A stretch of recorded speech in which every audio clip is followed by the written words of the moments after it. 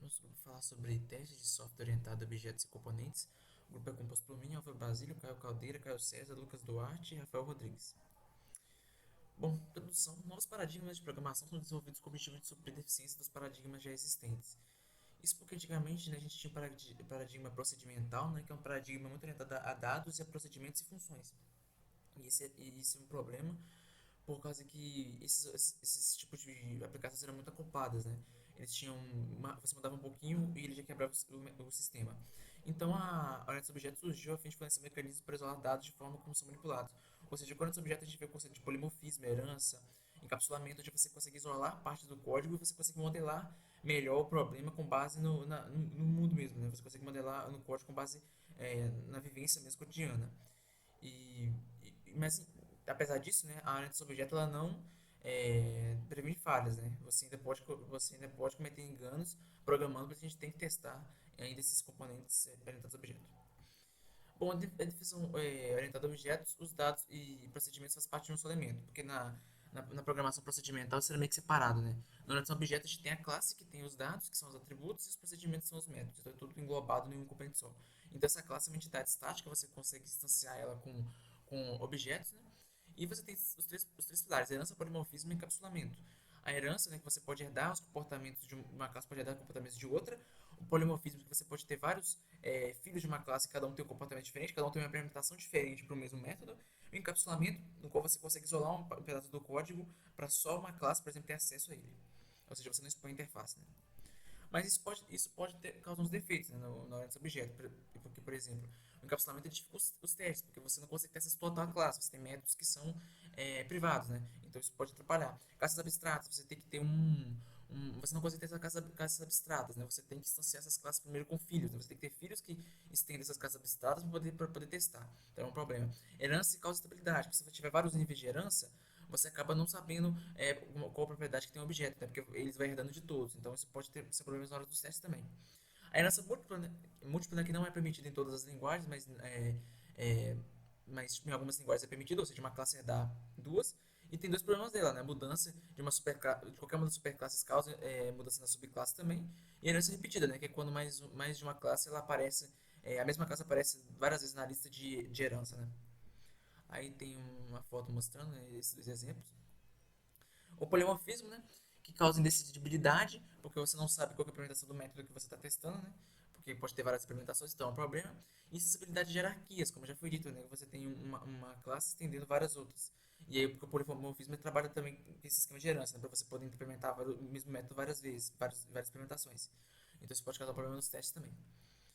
Tem os containers e o typecast, né? Porque isso é contextos heterogêneos que você pode fazer cast, né, nas linguagens, ou seja, você pode pegar um tipo e passar para outro. Geralmente o filho ele consegue fazer o cast para o pai, mas em alguns casos isso pode não ser possível, né? E aí causando erro. Lembrando que esse erro é em execução, não em compilação.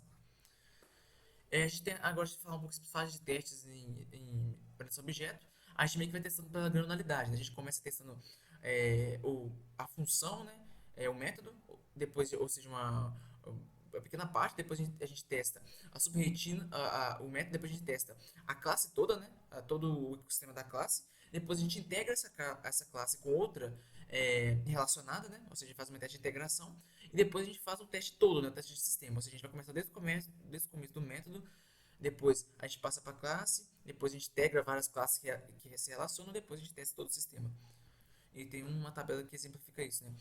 A questão do método da classe, a questão que você vai aumentando, né? Primeiro a unidade, depois a integração e depois o sistema todo. Bom, agora eu vou estar falando sobre estratégia de teste incremental hierárquica. O que é essa estratégia? Ela reaproveita conjuntos de casos de teste adequado a um teste de superclasse para testar características dadas na subclasse, reduzindo os custos da atividade de teste. Ou seja, no, em programação orientada a objetos, a gente tem esses conceitos de herança, que a gente tem classes que herdam de outras classes, aí a gente denomina as classes herdadas de subclasses e as classes pais de superclasses. Então a ideia dessa estratégia é basicamente que os testes realizados na classe pai, ou seja, nas superclasses, possam ser reutilizados nas classes filhas, que são as subclasses. Essa estratégia ela é hierárquica por ser guiada pela ordem da relação de hereditariedade, ou seja, esse conceito de herança, e é incremental porque usa o resultado obtido em um nível de teste na hierarquia para reduzir o esforço necessário em níveis subsequentes, ou seja, diminuir o esforço necessário nas subclasses. São os objetivos de utilizar essa estratégia? Primeiramente, identificar quais métodos herdados necessitam de novos casos de teste para serem testados. E também identificar quais métodos podem ser retestados aproveitando os casos de teste elaborados para o teste da superclasse. Aqui vou dar quase com um passo a passo de realizar essa estratégia. A proposta ela basicamente consiste em testar inicialmente a superclasse, considerando cada método individualmente, e então testar a interação entre os métodos. Ou seja, primeiramente a gente vai estar testando a superclasse. Mais para frente eu vou estar dando mais profundamente como a gente vai fazer esse teste na superclasse e também como a gente vamos fazer o teste na subclasse. Os casos de testes que a gente fez na superclasse, ela vai gerar para a gente uma história de teste que vai ser utilizada para estar realizando os testes nas subclasses.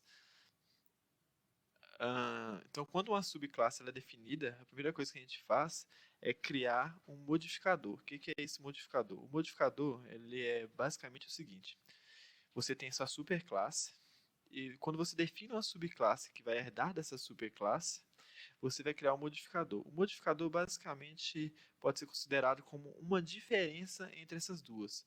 Por exemplo, o que essa subclasse tem a mais da superclasse, quais métodos dessa subclasse foram modificados da superclasse, quais não foram, e etc.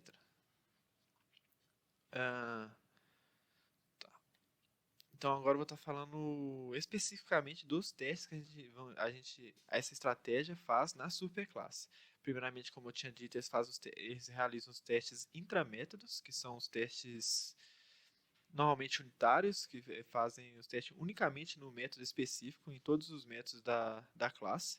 Depois eles partem para os testes de intraclasse, ou seja, esse teste intraclasse, ele realiza os testes entre relações entre classes da mesma, entre métodos da mesma classe. E os testes interclasses, que realizam os testes de métodos entre classes diferentes. Aí, como havia dito, depois de você fazer todos esses testes na superclasse, você acaba gerando a história de testes que a gente vai utilizar, criando também o modificador, que vai ser utilizado para criar os testes, principalmente das subclasses, que eles são um pouco diferentes. Aí aqui basicamente diz como você, na verdade eram 6, 7 ou 8 formas diferentes que podem ser geradas de modificadores, mas aqui não vou trazer todos, porque senão fica muito delongado e cansativo. Trouxe alguns principais, que são considerados os modificadores, né? Então, um modificador que pode ser considerado um atributo ou método novo ou virtual novo, que esse, basicamente, quando ele é novo, mas que seja óbvio, você vai criar testes totalmente novos para esses métodos da subclasse, porque se já não existia, se esse método atributo não existia na superclasse, ele com toda certeza não existe testes para ele que davam para ser reaproveitados.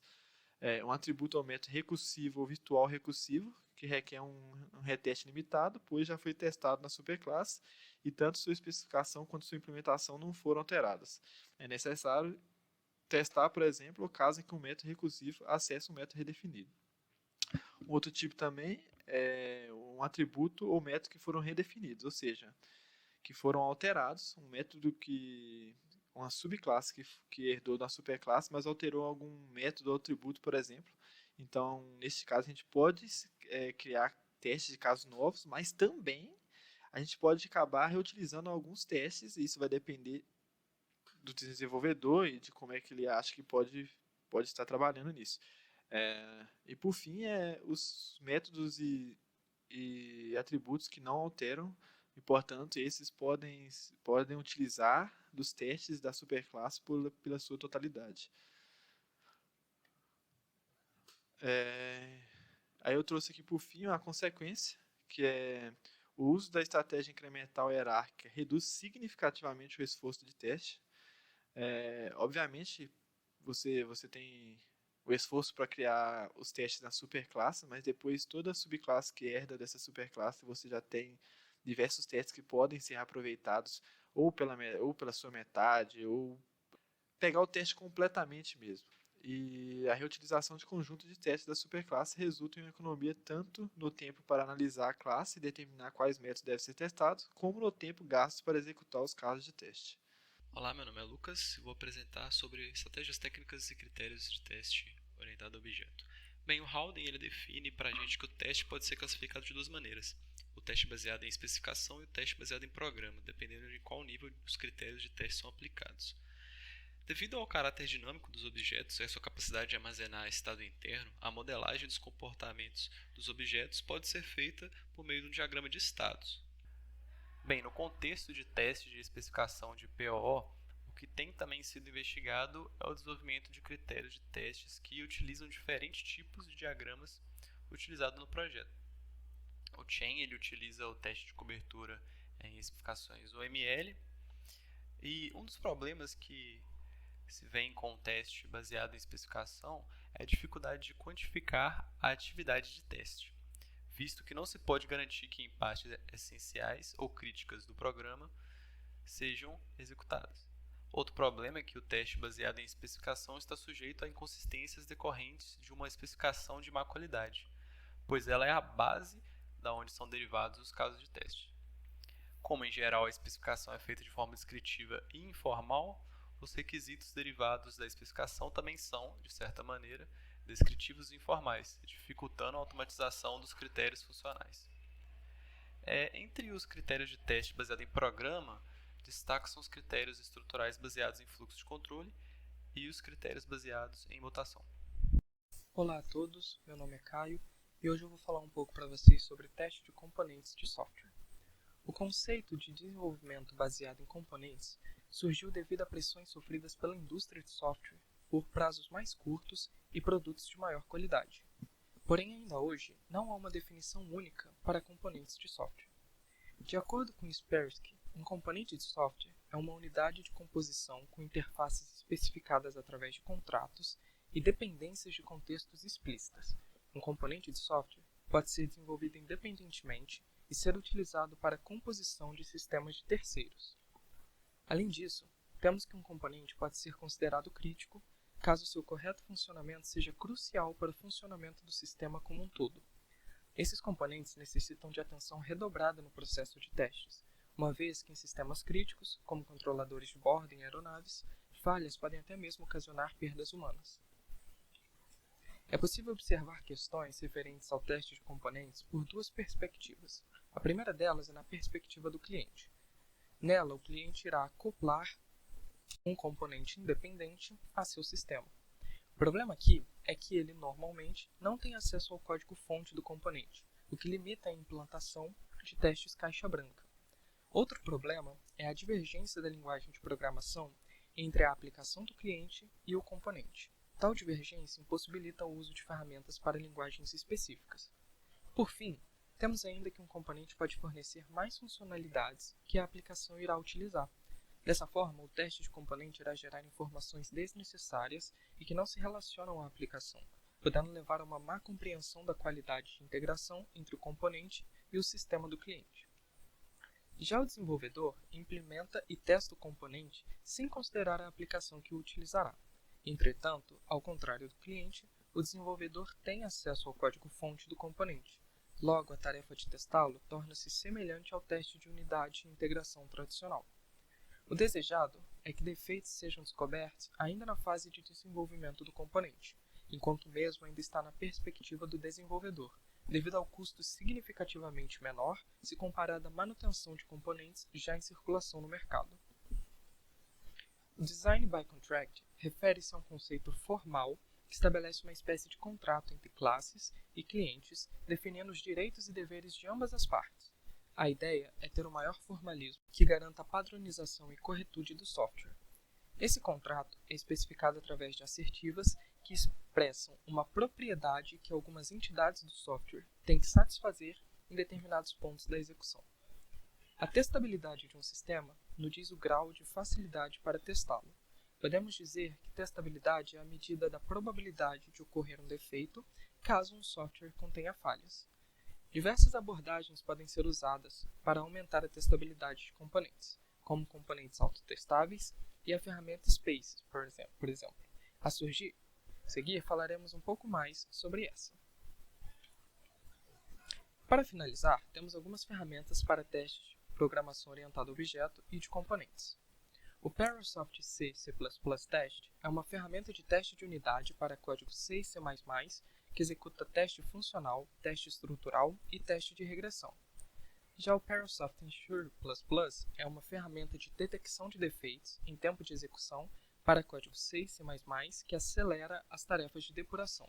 O Purify Plus é uma ferramenta de detecção de defeitos em tempo de execução para código C e C++ que ajuda o testador a localizar o defeito quando falhas são detectadas. O Test Complete permite a escrita e gravação de scripts de teste e posterior execução automatizada desses scripts, sendo um ambiente de teste de sistema de aplicação desenvolvido em diferentes tecnologias e linguagens de programação. O Cycle é uma ferramenta de captura e reprodução de código aberto parecida com o Test Complete, que também permite a gravação e reprodução de testes de sistemas para aplicações web, desktop ou móvel. O JUnit é um framework de teste de código aberto que vem sendo muito utilizado e viabiliza a documentação e a execução automática de casos de teste. A Parasoft JTest é uma ferramenta de teste de classes para código Java que executa testes de análise estática, teste funcional, teste estrutural e testes de regressão. O Jabuti tem o diferencial de não necessitar do código-fonte para a realização dos testes, ou seja, pode ser usado na perspectiva do cliente. O MuJava realiza testes de mutação em programas orientados a objeto, assim como a PIT. O Spaces, Specification Based Component Tester, é uma ferramenta de teste funcional para componentes que faz uso de especificações UML e restrições OCL para derivar casos de teste de forma automática.